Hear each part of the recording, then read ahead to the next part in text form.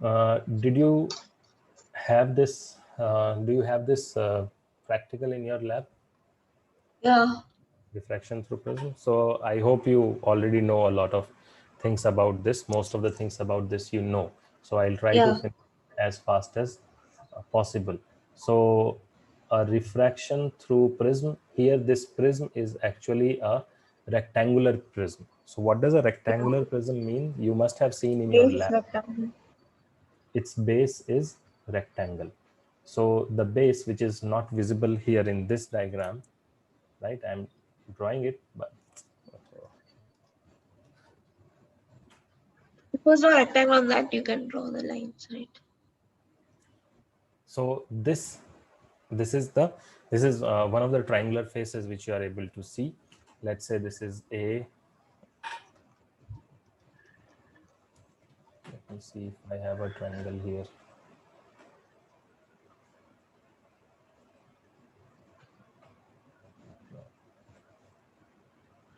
Anyways, You can draw a rectangle and then you can draw like lines on top. yes.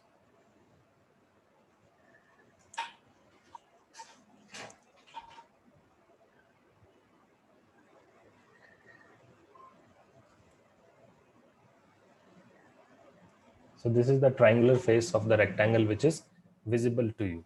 But Yeah. in reality, this is actually like this.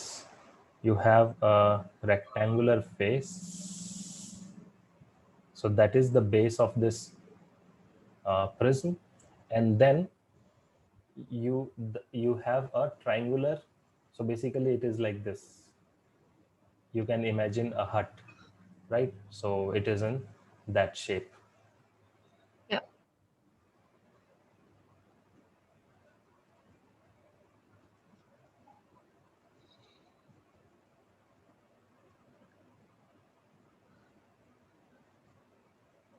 So this is the rectangular.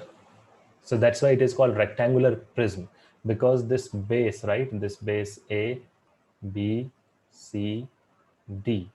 This base is a rectangle, right? And then you have this top edge, let's say that is EF. So right now what you are seeing is one of those triangular faces. So how many triangular faces this has? It has only one triangular face. That is Yeah. this. Sorry, only two Two. triangular. That is this and the face opposite to that. And how many rectangular faces it has? It has three rectangular Three. faces. So three rectangular faces and two uh, triangular faces. One of those triangular faces, so now I'll just remove this. I hope you understood this. So Yeah. now this is how the lens, the prism is kept. And here, let's say the face which you are seeing is a triangular face, and that is ABC. Okay. So in your experiment, what you will be doing is you will have a light ray incident on this, on one of the faces of the prism. Now here you will also have a normal. So normal is nothing but line which is perpendicular to the surface. So this is the normal. Let's say this is normal to first surface, so that is N1. So this angle is angle of incidence. Now what will happen here? Because light is entering from rarer, that is air, to denser, that is glass medium. So that's why it will suffer a refraction and it will bend towards the normal. As you can see here, this was the original path, but it didn't go in that original path. Yeah. Instead, it reflected in this direction. Sorry, refracted in this direction. And again, what will happen here? Now An it is emergent ray. emerging from, or basically it is moving into rarer medium from denser medium. So we'll have Away to from normal. consider normal here as well. So if you consider a normal here,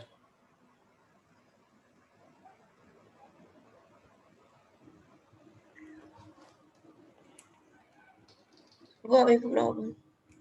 yes, so here it has to move away from the normal.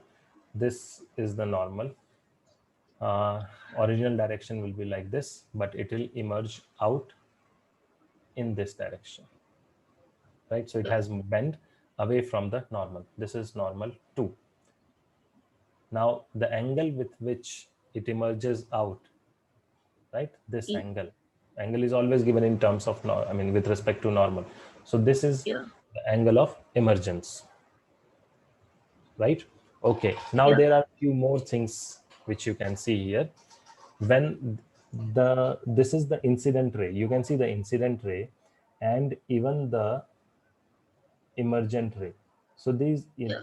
incident ray and emergent ray, From angle of deviation. right? Let's say that angle is nothing but the angle of deviation, and that is given by delta. Delta. Okay, let's say this point of intersection is D. We have A, B, C, that is D, and one more point here, that is O. Oh, O is the point of intersection of normals, normals. right? Now here, if you see angle, this is angle of incidence. Similarly, this one is angle of refraction at first phase. So this is R1 and this one is R2. R2. There are two angle of refractions here. We have, I mean, that is the actually incident angle, but we have written it as R2. That is actually incident angle on the second surface, but we have written it as R2. Right? And Yeah. what else? There are two more points. Let's say this point is P and this point is Q. That's all. So this is the diagram.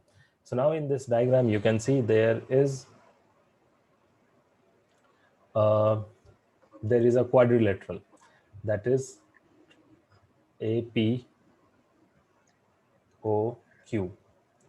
APOQ. This is a quadrilateral. And in this quadrilateral, angle P plus angle Q is equal to 180 degree, because they are the angle of normal with the surface. And that's why what will be angle A plus angle O, that will also be equal to 180 degree, because in quadrilateral the sum of all the four angles Yeah. is 360 degree. So this is angle A plus angle O, that is 180 degrees. Now you consider triangle OPQ. Now in this triangle OPQ, you have R1 plus R2 plus angle O. And what will be that? That will be also equals to 180 degree. 180. And now consider triangle DPQ, the triangle which is above this. So triangle DPQ, again, the sum of the angles will be 180 degree. 180. And but there, we are not interested in that. We are interested in this delta. So this delta is an external angle. So that external angle delta has to be equal to sum of interior opposite angles, which is angle DPQ plus angle DQP. Now DPQ is nothing but I minus R1. Yeah. Right? DPQ is nothing but DPO minus angle QPO. And QPO is what? QPO is R1. So this is actually I minus E R1. minus. And similarly, you can find the second E one as minus R2. that will be E minus R2. Good. So these are the two angles. So delta is equals to that. So now you can simplify the delta. Delta is I plus E minus R1 plus R2. R1 Now, plus R2 is 180 minus O. okay, correct. So R1 plus R2 is 180 minus O, and O plus A is 180 degree. 180 minus. That means angle A is R1 plus R2. Yeah. So angle A is R1 plus R2. So that means this delta can be written as I plus E minus angle A. Yeah. That is delta. Or simply I plus E is equals to A plus delta, Delta. right? So this is the important formula or the Yeah. important relation about the prism. Now here I is angle of incidence, E is angle of emergence. So these two things you can measure very easily using practical while doing practicals. A is Yeah. angle of prism and delta is the angle of deviation. So sum of incidence, sum of angle of incidence and angle of emergence is equal to sum of angle of prism and angle of deviation. This So is what's the the condition that I is equal to E? I will come to that when I is equals to E. If you want I equal to E, Yeah. That's not possible, right? no, I mean, that is the possible. ray will go straight through a prism. That you must have done the experiment in that. No, ray won't go straight through the prism. I is equals to E means uh, it will be symmetrical, right? And Okay, okay. you will see that happens when I is equals to E. That will happen when the angle of deviation will be minimum. That is what you must have done in the experiments, Yeah, yeah, yeah. right? So we'll come to that. So here we saw that there is a relation between angle of incidence, angle of emergence, angle of prism, and the deviation, the angle of deviation. Now coming to the next part of this. So I'll write this here itself. So when angle of, here you must have seen that when angle of incidence increases, right, the angle of deviation decreases. Im- This is Yeah. something which you must have observed in the lab. And Yeah. this is called variation of angle of So the deviation curve is formed. with, yes, with angle of incidence. So you have these two are the angles, angle of incidence and angle of deviation. So when you actually do this experiment and when you plot the graph, your graph comes out to be like this, something like this. You must have got the graph in your lab where you plot angle of deviation here and angle of incidence on the x-axis. So obviously this is the point. There will be a deviation. Deviation won't be zero, but this is a point. This is the angle of incidence for which you have minimum deviation angle. Angle of deviation is minimum. So at a particular value of angle of incidence, the angle of deviation becomes minimum. That is called the angle of minimum deviation, delta M. Is that clear? Yeah. This is angle of minimum deviation. That is called, or that is represented by delta M. And it is when you will draw it and do the experiment, you will see that at that particular point, the angle of incidence is equal to angle of emergence. So both are same. So this is the answer to your question, right? That when Yeah. will be this I equals to E at delta M. That is when you will Okay. have minimum deviation, right? So when I is equals to E, in that case, even R1 will be equal to, R2. when I is equals to E, even R1 will be equals to R2, and let's say that is equals to R.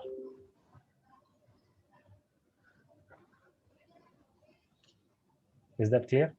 So after Yeah. minimum deviation, again what happens to angle of deviation? It again starts increasing with angle of incidence. Increase. So first Yeah. it decreases with angle of incidence and then it increases. After minimum deviation, it increases. The angle of deviation again increases with increase in angle of incidence. So that is what you can see in the graph. Now we can use this experiment and the relation which we already have earlier to find the refractive index of material of prism. So let's do that. How to find refractive index We use the Snell's law. of, yes, prism material or of the material of prism. So Yes, you are right. We know that angle of incidence, sorry, angle of prism is equals to R1 plus R2. But at minimum deviation, what will happen? R1 is equal to Mu R. will be equals to 2R, or R is equals to A divided by 2. So that is angle of refraction.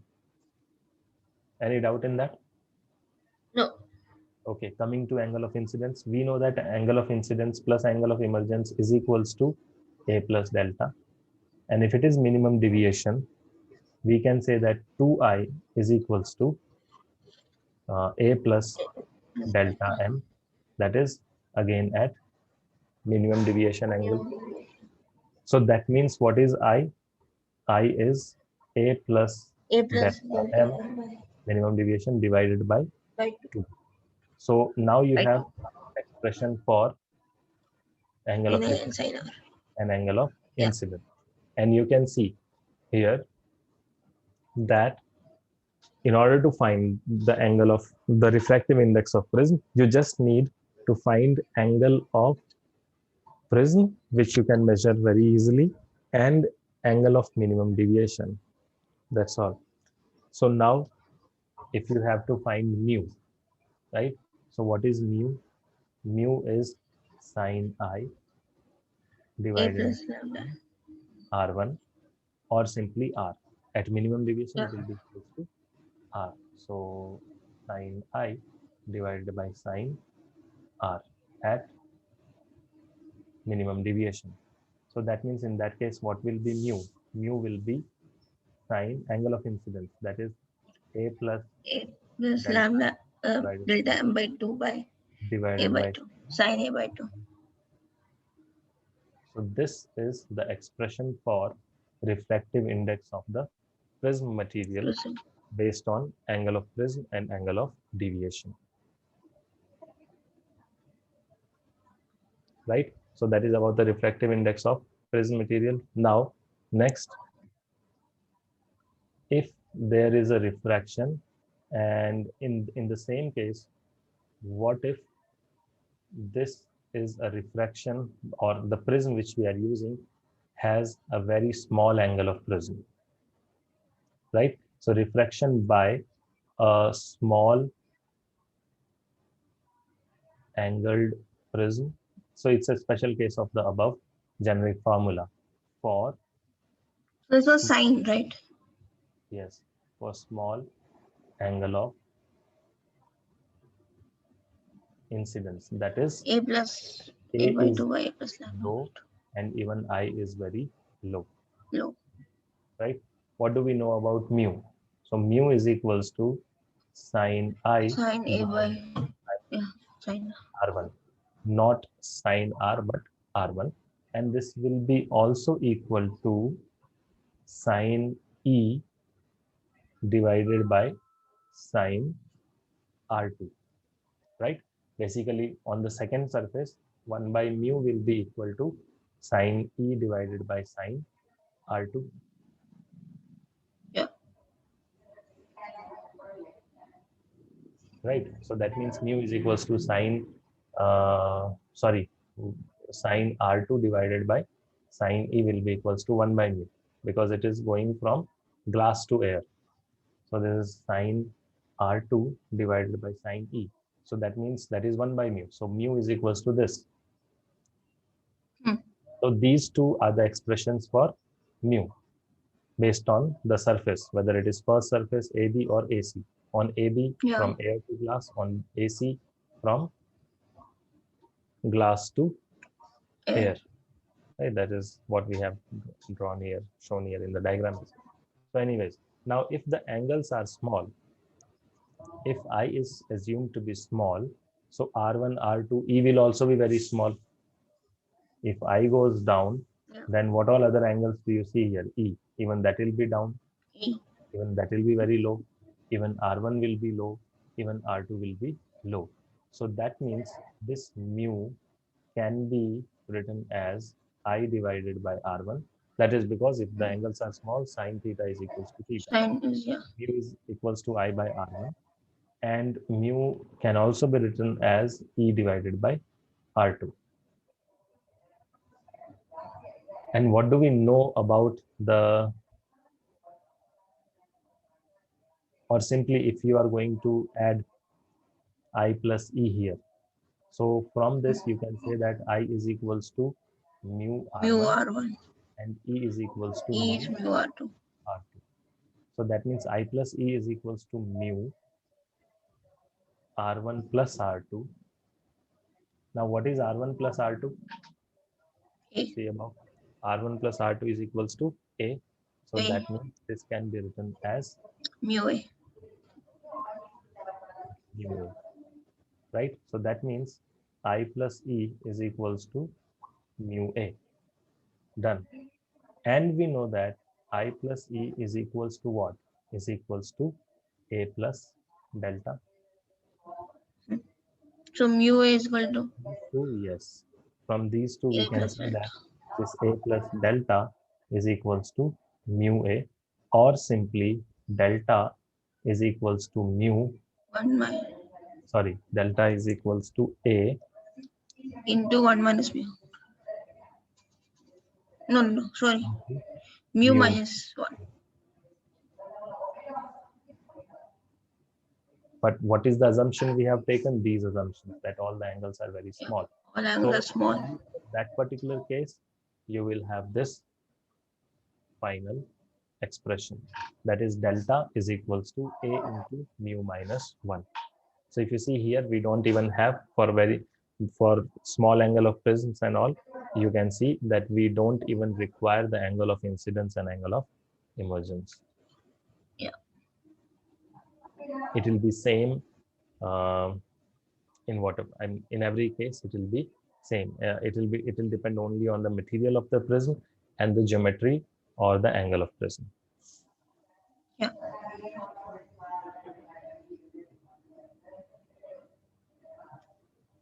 Okay, so that was about the angle of prism. Next is the dispersion of white light.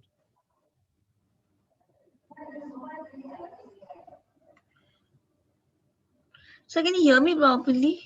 Yes, yes. Dispersion of white light through prism. So what happens here is uh, basically when the white light, right, is incident Yeah. on a prism, it splits into 7 its waveguides. colors, right? Right. Yes. So colors are nothing but specific to wavelengths. So this phenomena is called dispersion, and the band of colors which we get from this dispersion is called the spectrum. So in Spectrum. spectrum, you actually have, let's say The these two are rainbow the colors. surfaces, right? When the white light is incident on this, right, what will happen? It will undergo refraction. And white Reflection. light consists of different wavelengths. It Yeah. consists wavelengths from V to R, that is violet to red, right? Remember ultraviolet and infrared. Ultraviolet means those rays which have higher frequencies than violet. So violet has, out of these seven with your, violet has very That's high least frequency. wavelength.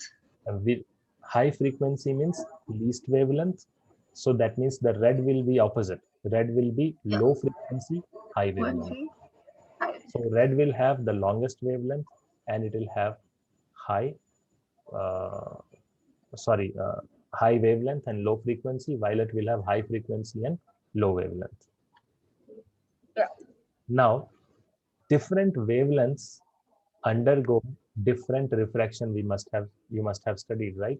That different wavelengths will have different uh, refraction. The angle of the mu is different. Mu is based on speed of light. Mu is based on angle of incidence and angle of refraction.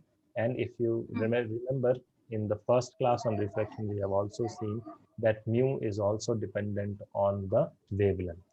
So Yeah. it doesn't depend on frequency. It doesn't depend on other factors, but it depends on speed and wavelength, because speed and wavelength are dependent, right? Mu c is equals to nu lambda. So lambda is wavelength, c is speed. So if light waves have, if these rays are, we know that it consists of different wavelengths. So different wavelength will have different deviation, right? There will be a deviation, we know that. So that deviation will be such that the red wavelength will be minimum, will have least deviation, and the violet one will have more. I'm not using the violet color here, but let's say this is violet. So this is V, I, B, G, G, Y, Y, O, O, R.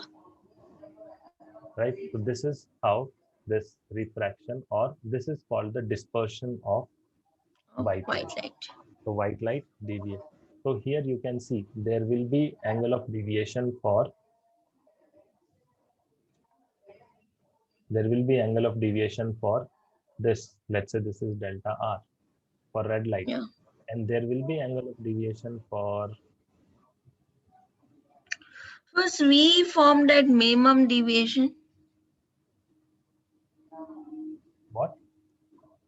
Is a violet color formed at minimum deviation? No, it's not like that. This is not minimum deviation. Out of these 7, violet will have least deviation. Okay, okay. Sorry, violet is actually having more Maximum. deviation, maximum Yeah. deviation. Red is having least deviation Least. out of these, Yeah. right? So that is what dispersion is. Now we understood what is cause of dispersion as well. So mu for violet will be sine I divided by sine R. Sine I is same for all of them, but R, that angle of diffraction is different for all of them. So mu R will be equals to sine I because it is same, but R will change. So sine for, I mean angle of diffraction for red ray will be different, right? Yeah. Because mu of violet is greater than mu of R. So that means angle of refraction of red will be more than angle of refraction of violet. That's what you are seeing here. Okay. So the colors are refracted at different angles and hence they get separated.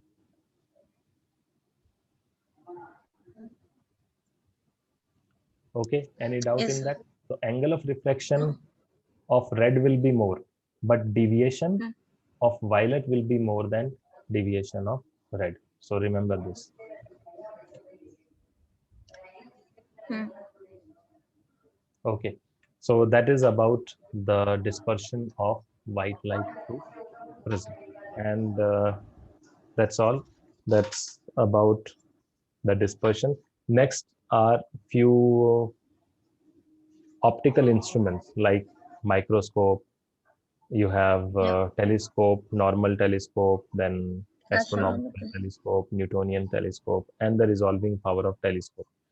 Few topics Yeah. from this are removed, so We we'll only just, have astronomical. okay. Like the So basics, just the,